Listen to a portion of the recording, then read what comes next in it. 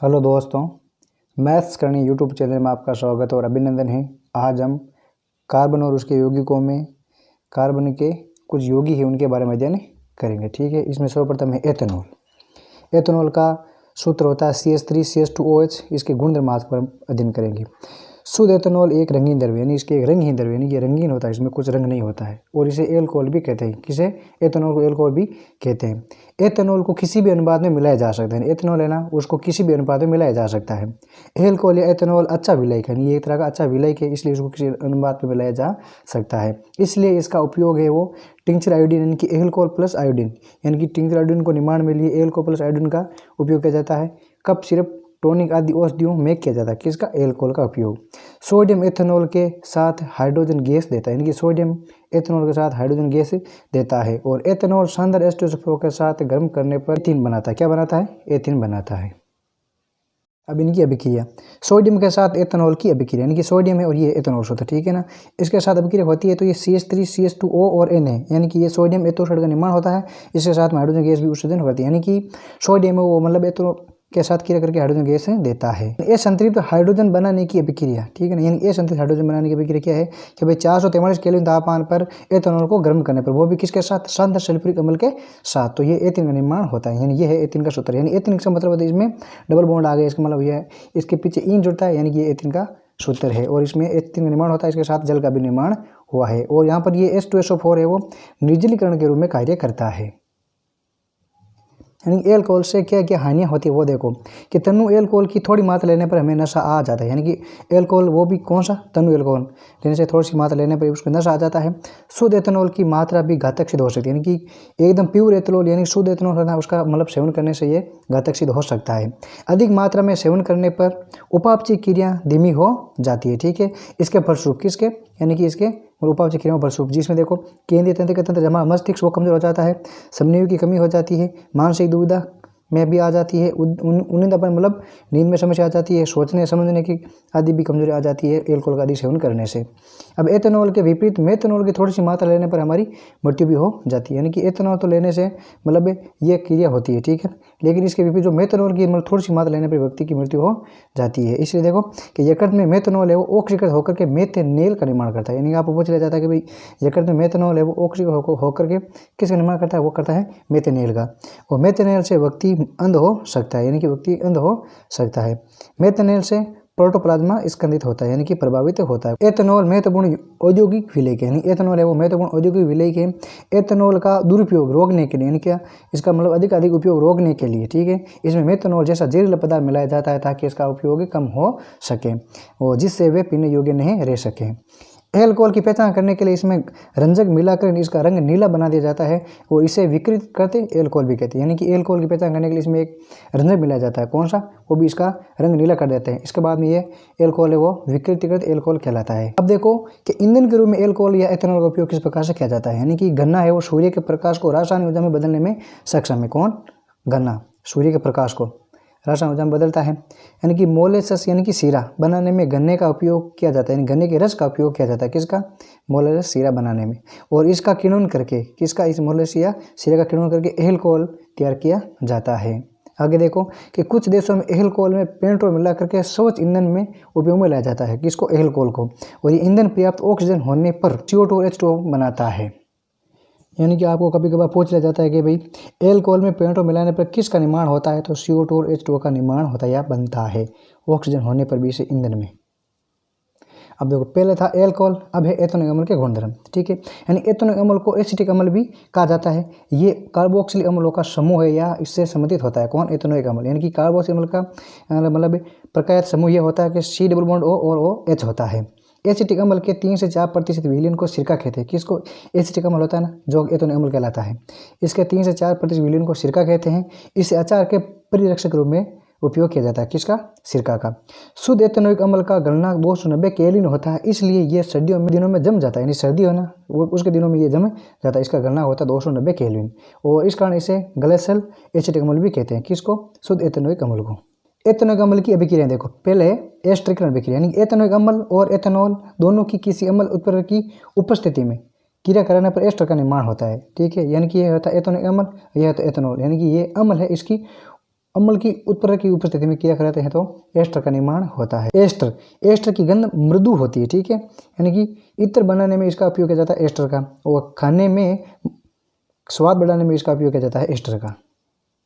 यानी आपको पूछ लिया जाता है कि एस्टर के अभिक्रिया में एस्टर का निर्माण, यह है एथेनॉल अम्ल और एथेनॉल, ये दोनों मिलकर के, यानी कि यह है अभिकारक, यह है उत्पाद, ये दोनों मिलकर के एस्टर का निर्माण करते हैं। अब देखो साबुनीकरण।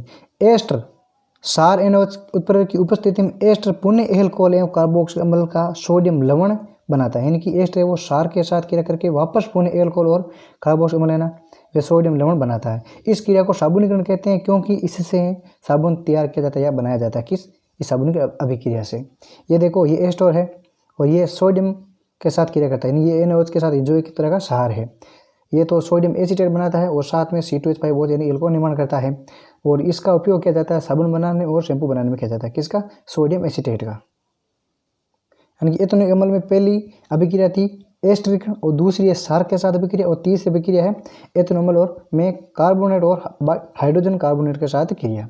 तो पहले पढ़ेंगे हम सार के साथ क्रिया, यानी कि एथेनॉल अम्ल सोडियम हाइड्रोक्साइड सार के साथ अभिक्रिया कर लवण तथा जल बनाता है। लवण के रूप में होता है सोडियम एथेनॉल या सोडियम एसीटेट, ठीक है ना, और बाद में जब तो निकलता है, यानी कि ये है एथेनॉल अम्ल और ये सोडियम हाइड्रोक्साइड क्रिया करके, यानी कि ये लवण के रूप में ये बनाता है, जो कि मतलब एक सोडियम, यानी कि ये है सोडियम एथोक्साइड, यानी कि Na आएगा, मतलब ये होता है सोडियम एथोनाइड, और साथ में जल भी बनता है।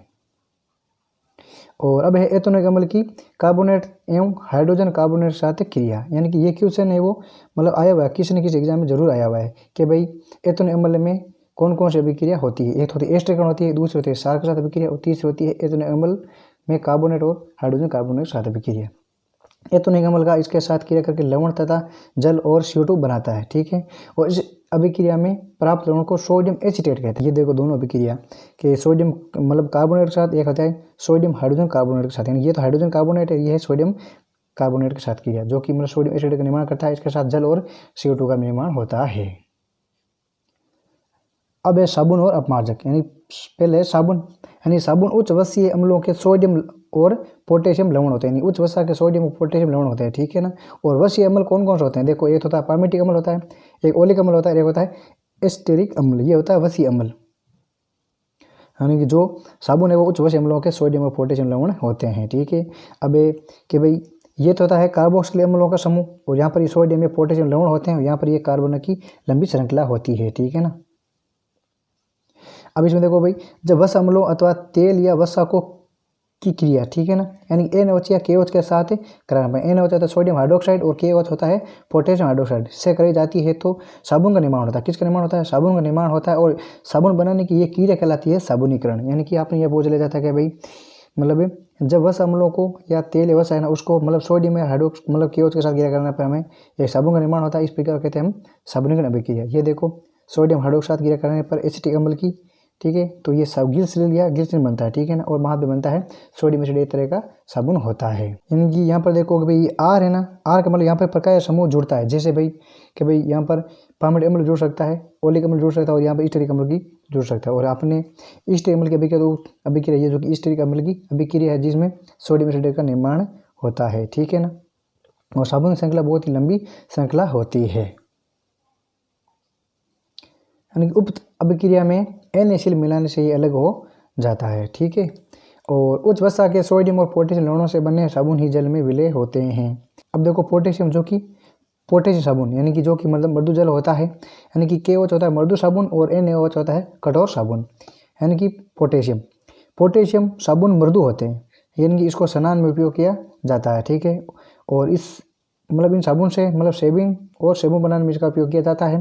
पारदर्शी साबुन बनाने में ग्लिसरीन का उपयोग किया जाता है। और जल दबर साबुन के साथ विलयन में आसानी से झाग उत्पन्न करता है। कौन? ये पोटेशियम साबुन, इसलिए इसको मृदु जल भी कहते हैं, ठीक है। और मृदु जल होता है जैसे अशुद्ध जल है, वसा जल है, ये इसके साथ आसानी से झाग देता है।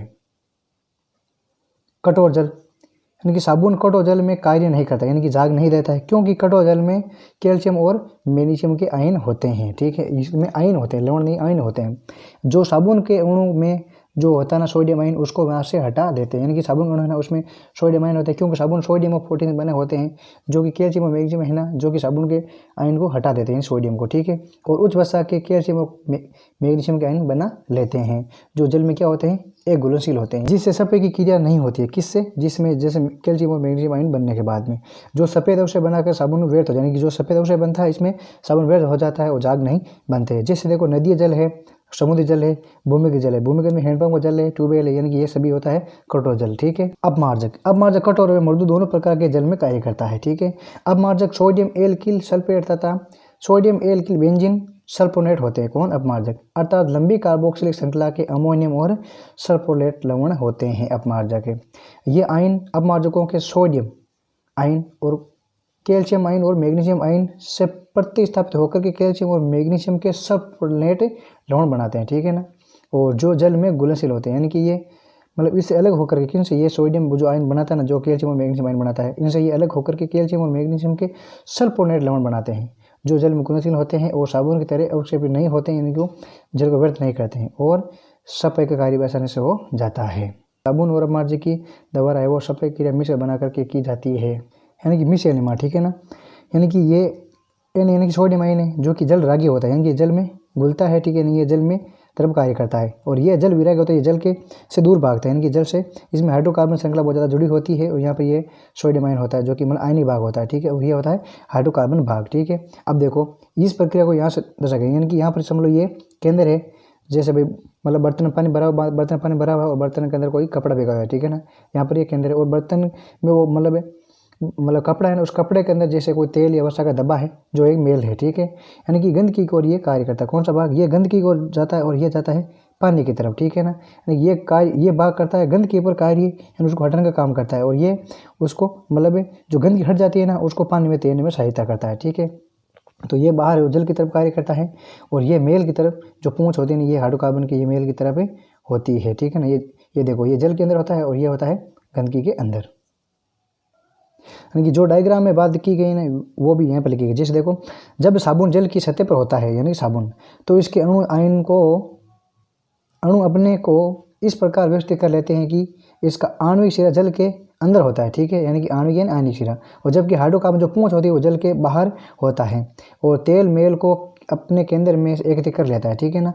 ऐसा अणुओं का बड़ा समूह बनाने के कारण होता है, ठीक है। और इस संरचना को हम कहते हैं मिसेल।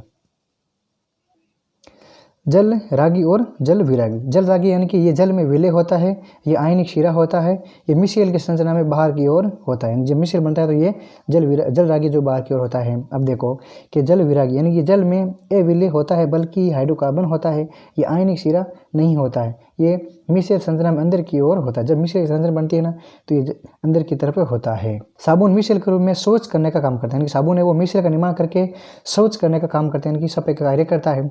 आयनिक शिरा जल में तथा हाइड्रोकार्बन पूंछ मेल की ओर होती है, ठीक है, क्योंकि मेल मिसेल के केंद्र में होता है, ठीक है। और जिससे मिसेल संरचना बनती है तथा इससे पानी में इमल्शन का निर्माण होता है। मिसेल विलयन में कोलाइड के रूप में बनते हैं, मिसेल विलयन में कोलाइड के रूप में बनते हैं। साबुन का मिसेल मेल को पानी में घोलता है, यानी साबुन का मिसेल जो कि मेल को पानी में घोलता है और मेल पानी में तैरता रहता है और कपड़े साफ हो जाते हैं। इस प्रकार ये सफाई क्रिया होती है। और साबुन का मिसेल प्रकाश का प्रकीर्णन करता है, ठीक है, यानी कि साबुन का मिसेल वो प्रकाश का प्रकीर्णन करता है, इस कारण साबुन का गोल या बादल जैसा प्रतीत होता है या दिखाई देता है। तो इस प्रकार हमने कार्बन और उसके यौगिकों के बारे में अध्ययन किया, ठीक है, जिसमें साबुन है, अपमार्जक के एस्टरीकरण विक्रिया है, केतोनिक अम्ल गुण है और एल्कोहल के गुण है, ठीक है। यदि आपको ये कंटेंट अच्छा लगता है तो आप इस चैनल को प्लीज़ सब्सक्राइब कर लीजिए। और अब हम मिलेंगे अगले कंटेंट के साथ, तब तक के लिए ओके, थैंक यू, धन्यवाद।